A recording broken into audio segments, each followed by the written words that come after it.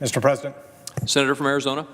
I ask unanimous consent that the Senate proceed to the immediate consideration of calendar number 393, S2644. I further ask that the committee report substitute agreement be agreed to, the bill as amended be considered read a third time and passed, and that the motions to reconsider be made and laid upon the table. Is there objection? Object. Majority Leader. Objection is heard. Mr. President, Senator from Arizona.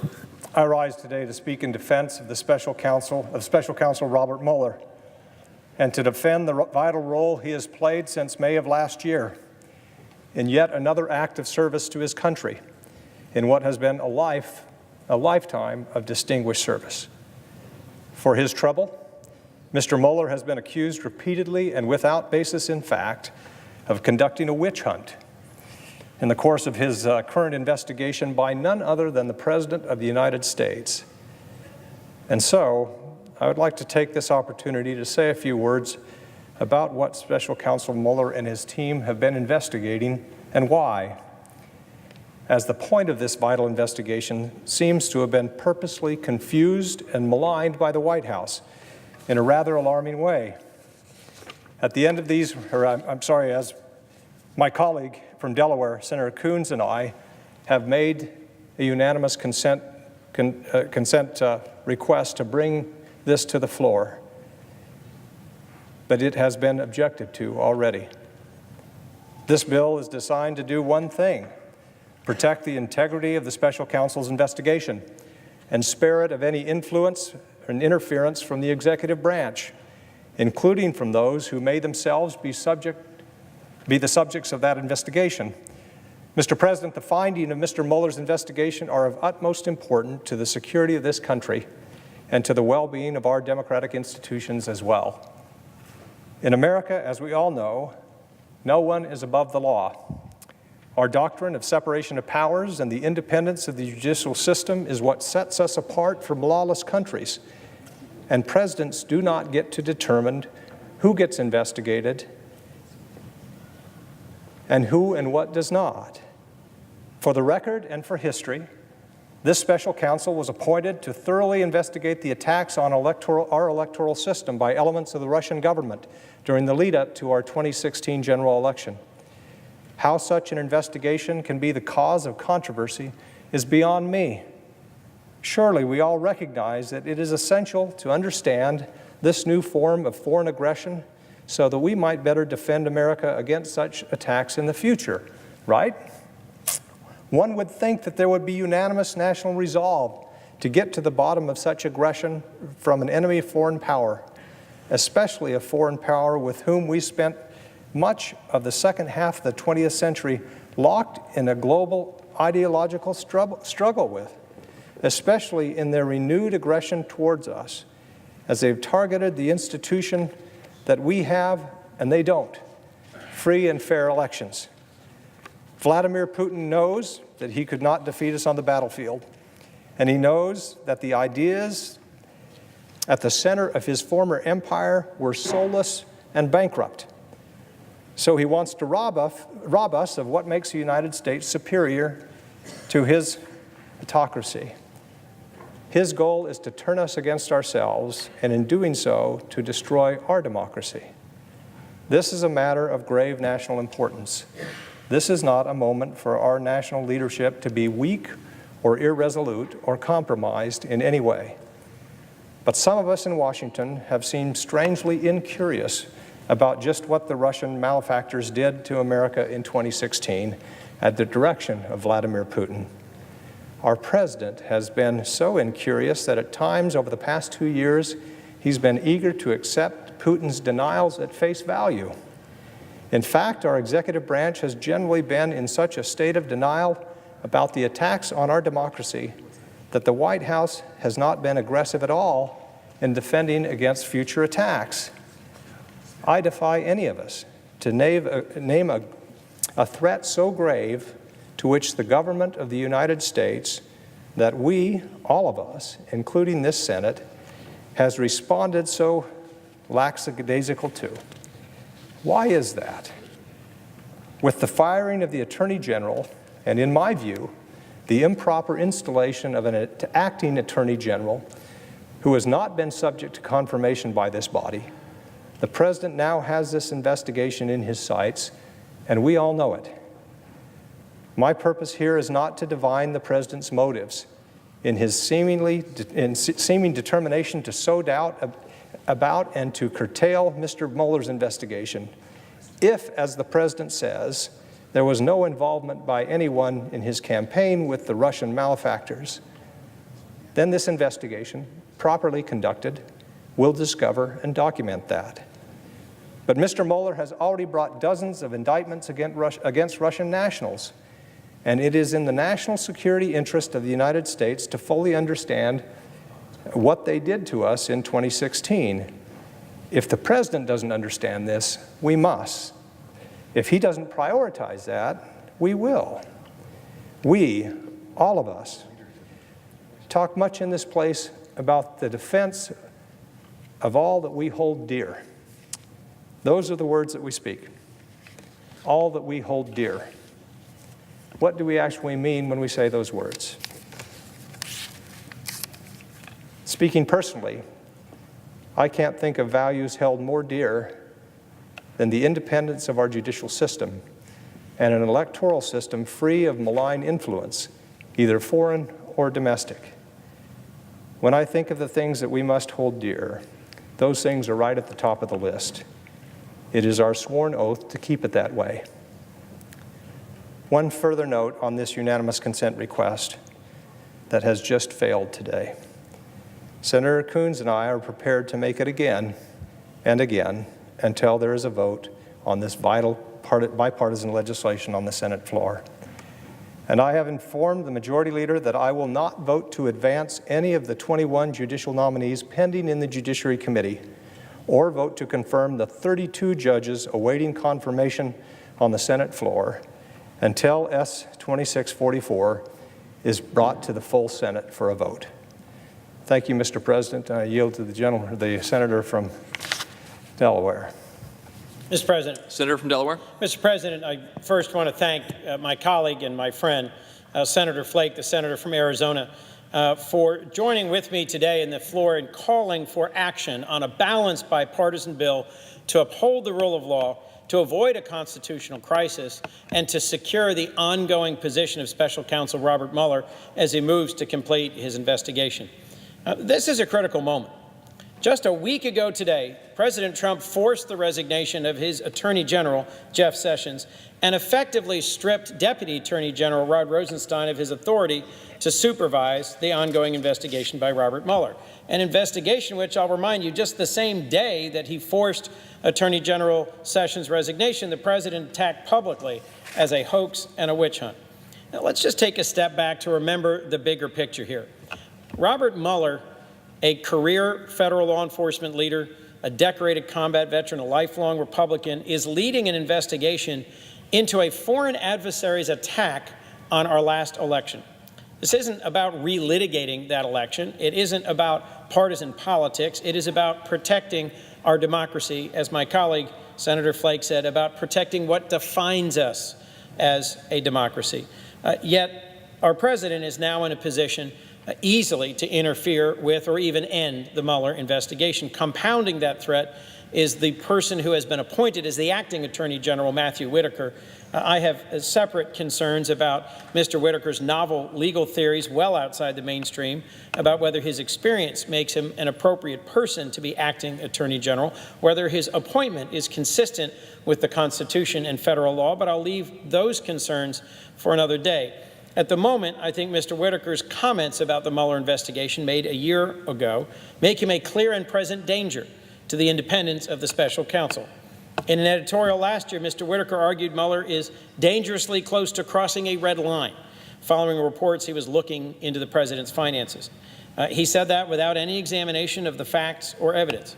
He said if the investigation goes too far, then, and he openly pondered ways, an attorney general could reduce Special Counsel Mueller's budget so low that, and I quote, his investigation would grind to a halt. For these reasons and others, I think Mr. Whitaker should recuse himself from overseeing the Mueller investigation, and we cannot wait for that action. We are asking our colleagues today, we have asked our colleagues today, to take a simple yet critical step to protect the special counsel and future special counsels in future administrations by supporting the Bipartisan Special Counsel Independence and Integrity Act. This is a bill crafted by Senator Graham, Senator Booker, myself, Senator Tillis, a bipartisan bill that, with the support of Senator Flake and the chairman, Senator Grassley, passed the Judiciary Committee in April by a strong bipartisan margin of 14-7. We had a hearing, we had a markup, we had a vote. It is ready for committee action. And while I appreciate repeated assurances by the majority leader and many other senators of the other party that it is not needed because they are confident that the president will take no inappropriate action to interfere with the ongoing investigation, why would we not take this simple preventive measure? Given the president's repeated actions, given his repeated statements about the Mueller investigation, why pose this risk when a simple vote here on the floor of the Senate could move this towards enactment? Let me be clear about what the bill does. It says that if a special counsel is removed, that counsel has the opportunity to challenge the removal in court. A panel of 3 federal judges would have 2 weeks to hear and determine whether the removal was based on good cause. If the panel doesn't find good cause, the counsel would be reinstated, and it preserves staffing, document, materials of the investigation while that matter is pending for that brief period. The bottom line is this: the special counsel legislation that we are urging today protects the integrity of the special counsel and future special counsel, something that members of this body of both parties have repeatedly and publicly said we value.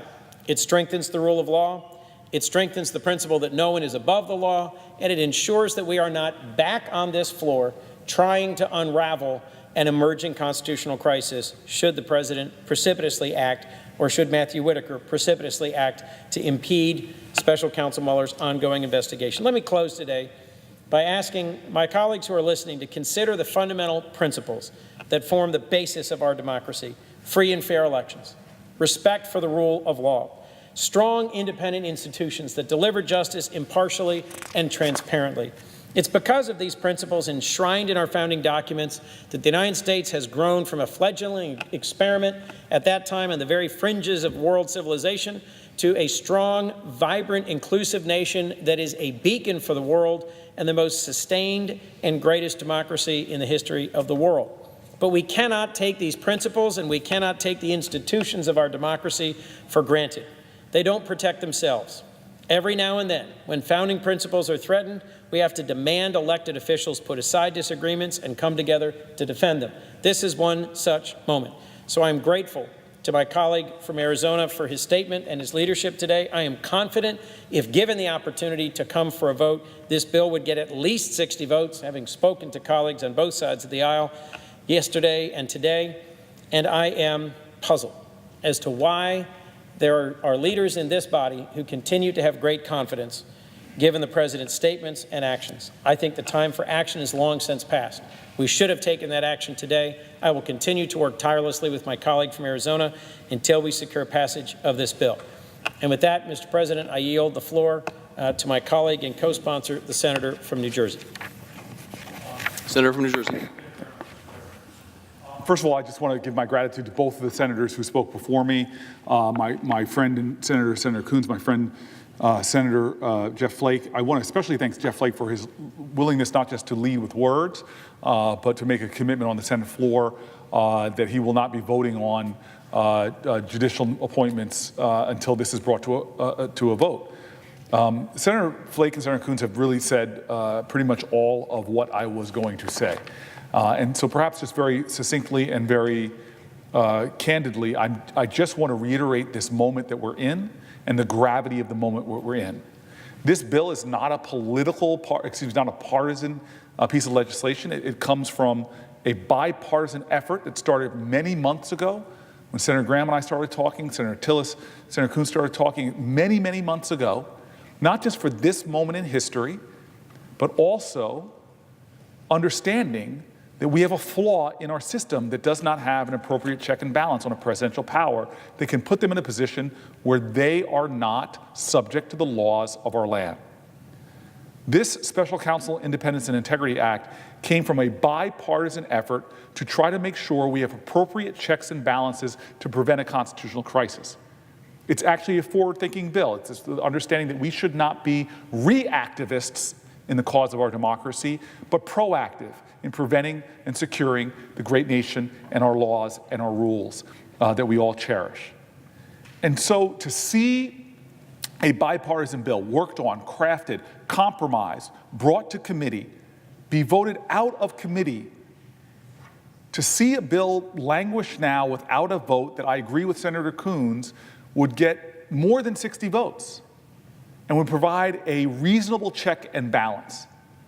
Now, the urgency in this moment, and I agree that this is a bill that's important for history, but the urgency at this moment, Senator Coons has already gone over. We now have the firing of Jeff Sessions, and Jeff Sessions was said to be fired by a president who literally said, I would not have hired you if I thought you were going to recuse yourself, replaced with a person, and Senator Coons has read the quotes that talked about this investigation and what he would like to do. He called it a witch hunt, compromised himself now in the position that he's in. The idea that the integrity of this investigation, the idea that the urgency of the investigation will continue under his leadership is in question. That's why this bill is necessary. And more than that, we are a nation that has been, is, and will be under attack. All of our intelligence agencies have a consensus of the conclusion that our democracy is under attack. We need to understand what happened, what is happening, and how to prevent it from happening again, and hold those people accountable. This investigation has led to numerous guilty pleas. This investigation has led to numerous indictments. And it should be able to run its course without interference. And so I just conclude in saying there is an urgency in our country to uphold an ideal and a principle that no one, not a congressperson, not a senator, not a mayor, not a governor, not the President of the United States, no one in this country is above the law. And there is ample evidence of this body taking reasonable, measured, bipartisan actions to make sure we have the balanced government that was designed and intended by our founders. This is a reasonable, modest check and balance on presidential power to ensure that no one, including the President of the United States, is above the law. So I am deeply grateful for Senator Coons, Senator Tillis, Senator Graham, and especially for the leadership shown right now by Senator Flake in this important moment to avoid a constitutional crisis. Mr. President, thank you. Mr. President, Senator from Arizona. I want to thank the senator from Delaware, Senator Coons, the senator from New Jersey, Senator Booker, for doing this together with us and to make sure that we have this bipartisan piece of legislation here on the Senate floor. It is not unremarkable that you have such a bipartisan piece of legislation pass out of the Judiciary Committee. We don't have very many bipartisan pieces of legislation coming out of the Senate Judiciary Committee. But this one was, by a vote of 14-7, including the chairman of the committee. There is no reason why it shouldn't be brought to the floor. It was passed out of the Judiciary Committee on April 26th. I should note that the Judiciary Committee has been busy sending things to the floor during the intervening time. In fact, since April 26th, when this bill passed the Judiciary Committee, we have sent 49 nominations through to the floor that we have voted on and confirmed here on the floor. Since that time, the floor actually has voted on 50. There was one that was already in the queue. So on the floor, since this bill passed the Judiciary Committee, we have voted on 50 confirmations of the president's nominees. Many of these nominees were blue-slipped in Democratic states, some in Republicans. We've been able to move on all of them. There is no reason we shouldn't move on this vital piece of legislation to protect the special counsel. Now, when the leader said in April that there is no move on the special counsel, nobody is being fired, nothing to worry about here. If that was the case then, that certainly is not the case now. Since then, the Attorney General has been fired, and the oversight for this investigation, which sat with the Deputy Attorney General has been wrested from him and turned over to someone who has not received Senate confirmation, someone who has expressed open hostility to the Mueller investigation. Does that not ring alarm bells around here? If that doesn't, what will? Why are we so sanguine about this? This would provoke a constitutional crisis. And yet when we have the opportunity to pass legislation to say, protect the special counsel that received a bipartisan vote in the Judiciary Committee, we fail to bring it up on the Senate floor. Why? Why do we do this? To protect a man, seemingly, who is so incurious about what Russia did during the 2016 elections. Why do we do that? Do we have no more institutional pride here? Don't we more jealously guard our prerogative as senators than to simply let this go? What will it take? I'm prepared, and I know that the senator from Delaware is as well, to bring this up again. We'll bring it up again until we can get a vote on the Senate floor.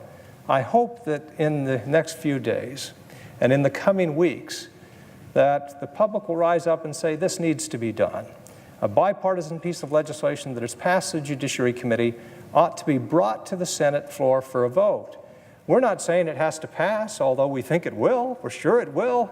It has overwhelming support. We're just saying bring it to a vote. Bring it to a vote, and until we do, the 21 nominations that are in the Judiciary Committee waiting for a vote there will not receive a vote.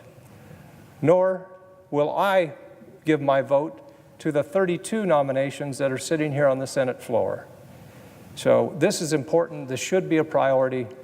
I thank the President, and I thank the Senator from Delaware, and I'll yield to him. President, I'll just conclude by saying I could not agree more with the comments of the Senator from Arizona, my friend and colleague. There come moments when we should step up and defend the prerogatives and the role of this body. This is one of them. I understand it may annoy, it may displease the President for there to be a speed bump put in the way of interference with the special counsel. But this isn't just about the current special counsel. This is about taking Department of Justice regulations and making them statute. This is about providing a small modicum of protection for the groundless removal of a special counsel. This is something that, as my colleague has said, deserves prompt attention on the floor. We have a few weeks between now and the end of this Congress, time when we could be taking up and confirming nominees, time when we could be taking up and moving other pieces of legislation. But you've heard a very clear position by my colleague that we won't be moving forward nominees in the Judiciary Committee, and if just one more colleague joins him, we might well begin to prevent nominations from moving on the floor as well. To what end? Simply to get a vote on the floor, simply to get an opportunity to be heard and for there to be a vote taken on this important piece of bipartisan legislation. I'm grateful to my colleague for his work on this and for his stand today, and I look forward to continuing working tirelessly with him on it. Thank you, Mr. President. With that, I yield the floor. Is there objection? Object. Majority Leader? Object. Objection is heard. Is there objection? Object. Majority Leader? Object. Objection is heard.